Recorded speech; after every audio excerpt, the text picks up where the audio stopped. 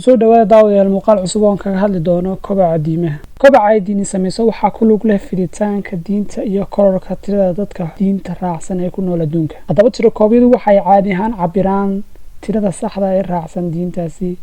haddaba cilmi baadhis la sameeyay qarniga 21aad waxay soo jeedinayaan marka la eego kobaca ama kororka diimaha adduunka oo dhan in diinta islaamku ay tahay diinta ugu kobaca badan adduunka. saadaal ay samaysay xarunta cilmi baadhista ee loo soo gaabiyo PEW ayaa saadaalisay in sanadka 2050 dadka muslimka ee adduunka ku nool ay kordhi doonaan ka xawli badan marka loo barbardhigo diinta Kiristaanka. sababta ugu weyn ee taasina waxa weeyaan tirada da'yarta soo kacaysa dadka islaamka. haddaba waxaynu soo bandhigi dad caan ah oo qaatay diinta islaamka. haddaba qofka koobaad ee soo qaadana barnaamijkeena maanta waxa uu noqon doonaa Aamina Azilmi.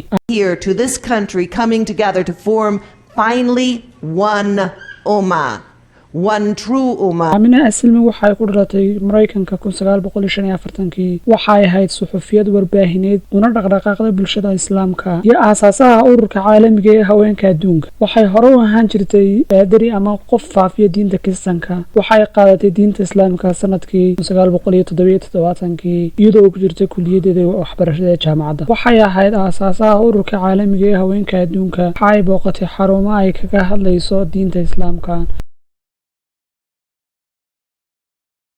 waxaana loo magacaabay mid ka mid ah 500 ee muslimiinta ugu saameynta badan adduunka. 2009 oo ay bixisay xarunta daraasaadka istiraatiijiga islaamka ee boqortooyada Jordan. Aamina Azilmi waxay ka soo muuqatay filim documentary oo ku saabsan haweenka muslimiinta ee waqooyiga Ameerika 2005 ee guddiga filimada qaranka Canada.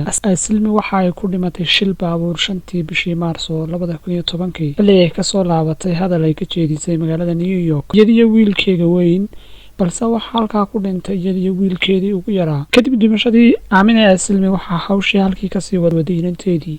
barnaamijkeena maanta halkaas ayaa uu ku eegyahay, balse waxa maalmaha soo socda aan ku soo qaadan doonaa dad kale oo caan oo qaatay diinta islaamka sanadihii ugu dambeeyay.